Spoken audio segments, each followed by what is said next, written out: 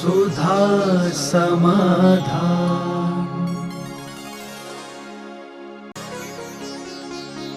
नमोस्तु गुरुदेव। पंच कल्याणक में भगवान के माता पिता बनने का महत्व अधिक है या सौधर्म इंद्र बनने का? हर चीज का महत्व अपने आप में होता है। किसी एक को ही महत्व देंगे तो पंचकणक नहीं हो पाएगा। माता पिता को महत्व दे दिया तो बिना सौधर्म इंद्र के क्या करोगे? और सौधर्म इंद्र को महत्व दे दिया तो माता पिता ही नहीं रहेंगे तो सौधर्म काय को आएगा? तो हर चीज का मूल्यांकन तुलना मत करो। हर वस्तु का मूल्य है और मूल्य से वस्तु की महत्वता कम नहीं आका करो। मैंने कहा ना कई बार, 4 करोड़ की गाड़ी है, बाल्टी की कीमत 5 रुपए है, लेकिन महत्व कितना है? यदि वो बाल्टी नहीं है तो 4 करोड़ की गाड़ी खटारा हो गई, कोई काम की नहीं। तो ये मत समझो कि उसका मूल्य कम है तो महत्व भी कम है। एक बार एक नेता ने मुझे छेड़ दिया, बोले महाराज जी जैनी वोट नहीं देंगे, हम जैनियों की कोई बात नहीं मानेंगे, जैनी की वोट नहीं देंगे तो कौन सा फर्क पड़ने वाला, कितने से जैनी है? अरे मैंने कही नेता सुन रहे, यही उदाहरण दिया। मैंने कही 4 करोड़ की गाड़ी में यदि बाल्टी नहीं है तो क्या फर्क पड़ने वाला है? क्या फर्क पड़ने वाला है? जैनी संख्या में जरूर कम है, लेकिन इनका मूल बाल्टी के समान महत्वपूर्ण है। मैंने कि जैनी किसी को जिता नहीं सकता, लेकिन हरा सकता है। जिताने के लिए तो वोट चाहिए, हराने के लिए वोट। एक जैनी के पास, कोई भी जैनी हो, उसके पीछे 100 लोग होते हैं। वो व्यापारी होता है, साहूकार होता है, पता नहीं कितने संबंध होते हैं। और आप देख लेना, जिस नगरों में, जिस गांव में एक भी जैनी घर होता है, वहां का सरपंच वही जीतता है जिसके पक्ष में जैनी होते हैं।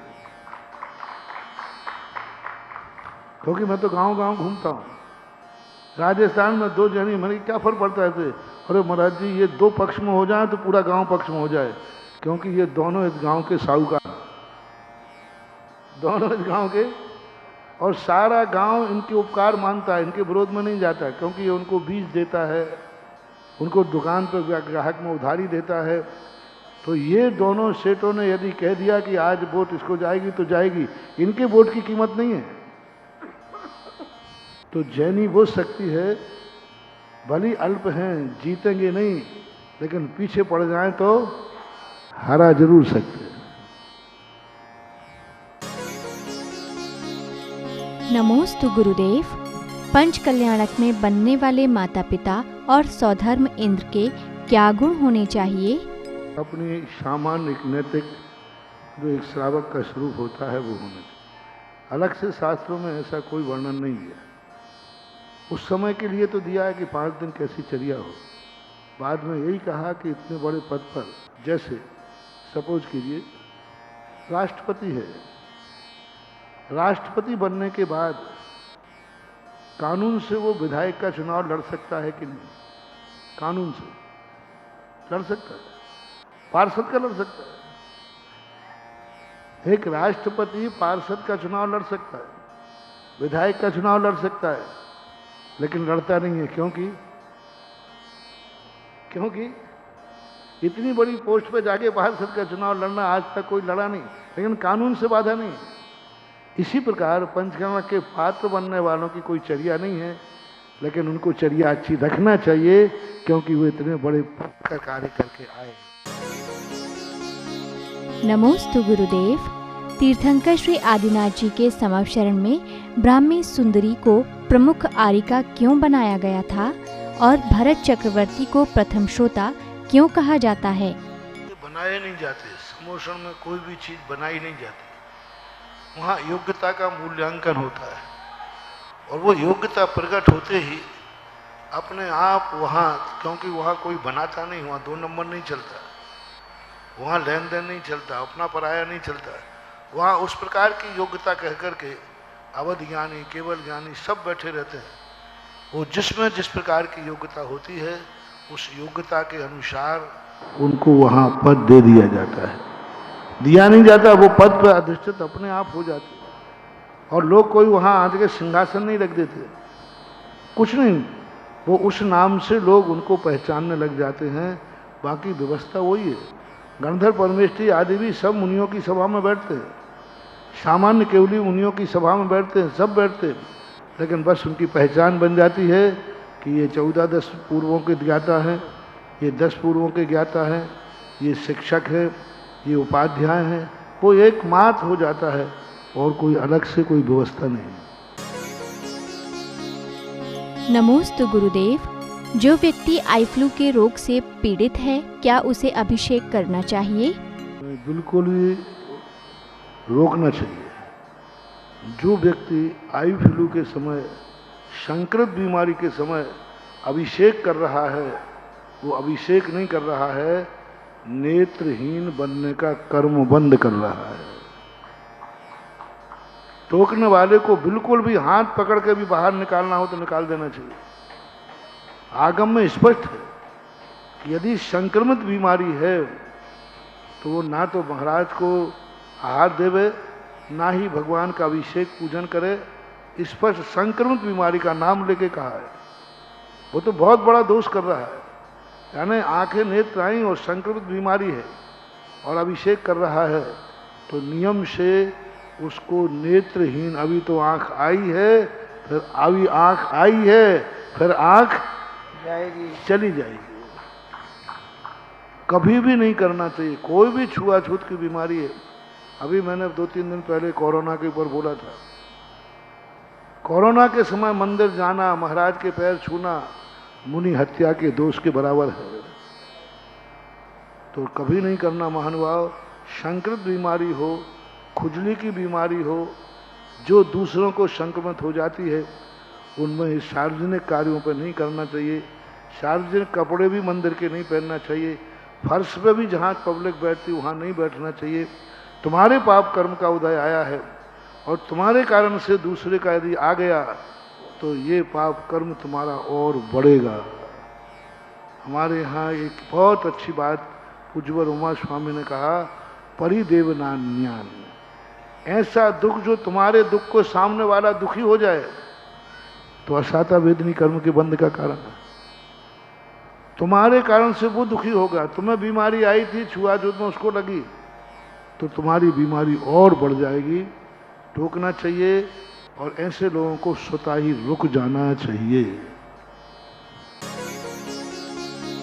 नमोस्तु गुरुदेव। अनंतानुबंधी कर्म में मान, माया, लोभ, कषायों का क्या स्वरूप होता है?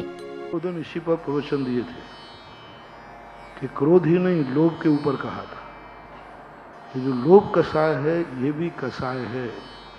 क्रोध करने वाले को हम कसाई कहते हैं, लेकिन लोभ करने वाले को लोग कसाई नहीं कहते। कोई तुमसे द्वेष करता है तो तुम कहते कसाई है, लेकिन कोई तुमसे राग करता है तो उसको कसाई नहीं बोलते। लेकिन आगम में, शास्त्रों में उसको भी कसाई का, 10वें गुण स्थान वाले सूक्ष्म लोही को कसाई मार्गना में रखा है।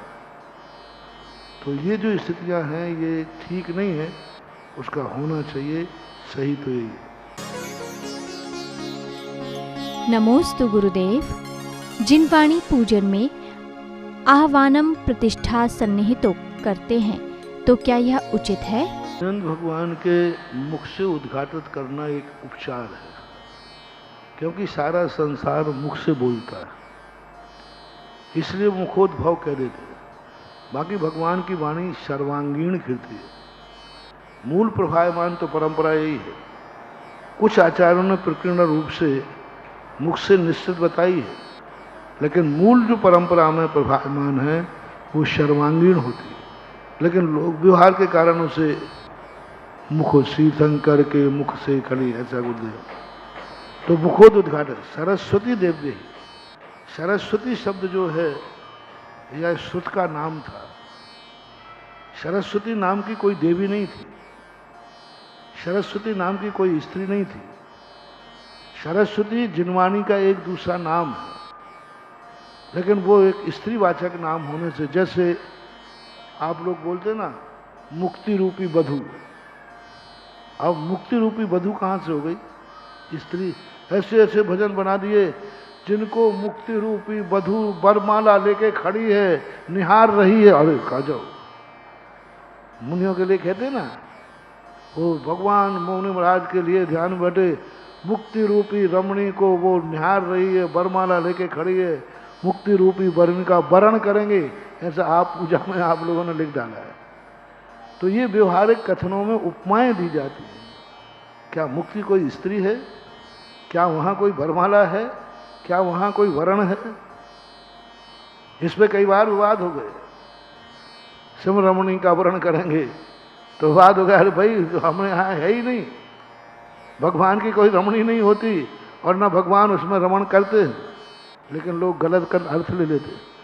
सामने वाले में देखा कि हमारे शिव की रमणी का वर्ण करोगे तो, अरे भाई लिखनी क्यों थी? क्यों लिखना थी? क्या जरूरत पड़ी थी? ना कोई शिव स्त्री है ना कुछ है, लेकिन लोक व्यवहार के शब्द कई बार व्यवहार में आ जाते, इनसे अनर्थ हो जाता है, विवाद हो जाता है। मुक्ति रूपी वधू शब्द कहना, शिव रमणी कहना, ये सब विवाद के कारण थे। इसी प्रकार सरस्वती शब्द विवाद का कारण बन गया। 6वीं शताब्दी में इस सरस्वती शब्द का पूरा स्त्री वर्णन कर दिया गया, एक सरस्वती स्तोत्र लिखा गया और पूरा उसमें स्त्री का वर्णन किया गया, पूरा स्त्री का। जाकर के 7वीं शताब्दी या 8वीं शताब्दी के लगभग किसी ने उसी स्त्रोत के अनुसार सरस्वती की मूर्ति बना ली और वो मूर्ति बनकर पूजने लगी और मंदिरों में बैठने लगी। कितना अनर्थ हो गया। अब लेना एक ना देना दो, मुंह से निकली हुई वाणी का नाम सरस्वती था, अब वो स्त्री का नाम बन गया। नदियों के नाम बन जाते। भारत देश से यहाँ तो थोड़े ही नाम रखो, अरे ये नाम तो। अभी हम उधर राजस्थान में गांधी सागर बांध है, वहाँ चंबल देवी है, यही चंबल नदी के, बहुत बढ़िया मूर्ति बनी, लोग उसको पूजने जाते। मैंने कही मैंने तो किसी दर्शन में चंबल देवी नहीं पड़ी। बोले मैंने कि चंबल देवी कौन है? बोले महाराज जी जो बह रही है ना, यही तो है चंबल देवी। अब बताओ, नदी को एक स्त्री की कल्पना करके उसका मंदिर बना दिया गया, उसकी पूजा चालू हो गई, आराधना चालू हो गई। ऐसे सरस्वती की जैनियों में कहीं स्थान ही नहीं था, लेकिन उसको करने लगे। अब रही बात जिनवाणी को अत्रो अत्रो तिष्ठो तिष्ठो सन्निधि करना मादी, एक व्यवहार वचन कहलाता है। व्यवहार वचन का अर्थ होता है कोई जब तुम्हारे यहाँ आता है तो आप कहते हैं आइए साहब, अरे दूर क्या बैठते हो, पास बैठो ना। तो एक व्यवहारिक नीति के अनुसार ये पूजा की संकल्प की एक विधि कहलाती है। ऐसा करने में कोई बाधा नहीं है। देव साध गुरु का आह्वान, स्थापन, सन्निधिकरण आदि होना ही चाहिए, सभी आचार्यों ने स्वीकार किए। नमोस्तु गुरुदेव। ससुराल में बहू के काम करने पर उसके ससुराल वाले बहू का सम्मान और प्रशंसा क्यों नहीं करते हैं? ऐसी बात नहीं है, ऐसी बात नहीं है। लोग अपनी बहुओं का भी सम्मान करते हैं। मेरे ऐसे कई सासुएं हैं जो अपने बहू की प्रशंसा किए हुए नहीं थकती। कभी कभी बहुओं को भी सोचना चाहिए, सासू उम्र में बड़ी है, यदि वो कभी टोका टाकी करती है तो उसको ये नहीं मानना चाहिए, ये मानना चाहिए कि वह हमारे लिए कोई शिक्षा दे रही है। इसलिए ऐसी बात नहीं है। आज भी ज़्यादा नहीं कहूँगा तो 50-60% से ऊपर सासुएं अपने बहुओं से खुश हैं। ऐसी बात नहीं है।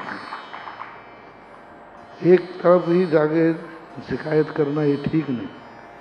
यदि खुश नहीं होते तो धीरे धीरे करके लोग ये गृहस्थी क्यों बसाते? क्योंकि सब जान रहे हैं, देख रहे हैं, सारे परिवार अच्छी तरह चल रहे हैं। क्या होता है दुनिया में, सड़क होती है ना, उसमें साल भर में एक एक्सीडेंट हो जाता है तो वहाँ लगा जाता है ये मोड़ खतरनाक है। और मोड़ के पास से जब निकले कोई साधु तो मोड़ शिकायत करता है, महाराज जी देखो इसी मोड़ पर कितनी गाड़ियां सकुशल निकल गईं उनका कोई बोर्ड नहीं लगा, और साल भर में एक एक्सीडेंट हो गया तो मोड़ खतरनाक हो गया। अब लाखों गाड़ियां साल भर में वहां से सकुशल निकली, उसकी कोई चर्चा नहीं है। यही स्थिति तुम्हारे घरों की हो रही है। कोई एकाध सास बहू होती है जिनमें बहुत इतनी गड़बड़ हो जाए कि एक दूसरे का शोषण करते हैं। प्रायः मामला यही है कि सब घर चल रहे हैं, गृहस्थियाँ चल रही हैं, माताएं भी अच्छी तरह हैं और बहुओं भी खुश हैं। थोड़ा पॉजिटिव भी सोचा करो, सदा नेगेटिव ही मत सोचा करो। नमोस्तु गुरुदेव। अरिहंत भगवान का शुक्ल ध्यान कैसा होता है? शुक्ल ध्यान केवली भगवान करते हैं। सूक्ष्म क्रिया प्रतिपाति नाम का शुक्ल ध्यान उनको होता है, और विपरीत क्रिया निर्वृत्ति नाम का 14वें गुण स्थान में ध्यान होता है। वो ध्यान उनका नियोगी ध्यान है, बुद्धिपूर्वक नहीं करते। वो एक अंतर्मूल जब आयु शेष रहती है उस समय स्वतः ही वो ध्यान की प्रक्रिया बन जाती है। भावनात्मक करने के लिए पूज्यवर शुभचंद्र आचार्य महाराज ने पिंडस्थ, पदस्थ, रूपस्थ और रूपातीत ये 4 ध्यानों के माध्यम से उन्होंने उन ध्यानों का अभ्यास कराया है। पिंडस्थ, पदस्थ, रूपस्थ और रूपातीत ये 4 ध्यान होते हैं, और इन चारों ध्यानों के माध्यम से चारों शुक्ल ध्यानों का उन्होंने बड़ी अच्छी व्यवस्था बनाई। उन चारों शुक्ल ध्यानों में कैसे हम भावना भाएं, कैसे हम प्रतिदिन भाव करें जिससे हमें शुक्ल ध्यान की उपलब्धि हो। तो पूज्य शुभचंद्र महाराज ने सामान्य पंचम काल में भी शुक्ल ध्यान कैसा होता है इसका अभ्यास कराया है। नमोस्तु गुरुदेव। निरंतर आश्रव और बंध वाली प्रकृति कौन कौन सी होती हैं? शांतर ध्रुवबंदी प्रकृतियां अलग अलग गिनाई गई। गोमरसार कर्मकांड से आप ज्ञान करें। मूल रूप से कुछ प्रकृतियां हैं। मूल प्रकृतियों में तो सभी प्रकृतियां आयु को छोड़कर निरंतर बंदी है। ज्ञानावर्ण, दर्शनावर्ण, मोहिनी, अंतराय, नाम, गोत्र, विद आयु को छोड़कर 7 कर्मों का निरंतर बंद होता रहता है, जिसमें घातिया कर्म जो है नियम से निरंतर बंदी है। एक भी घातिया कर्म नहीं जो किसी भी समय न बंद रहा हो। 10वें गुण स्थान, खास तौर से 9वें गुण स्थान तक, बल्कि 10वें गुण स्थान तक मान लें, और 9वें तक तो पक्का ही है। 9वें गुण स्थान तक पूरे मूल 7 प्रकृतियों का आश्रव और बंध होता ही रहता है।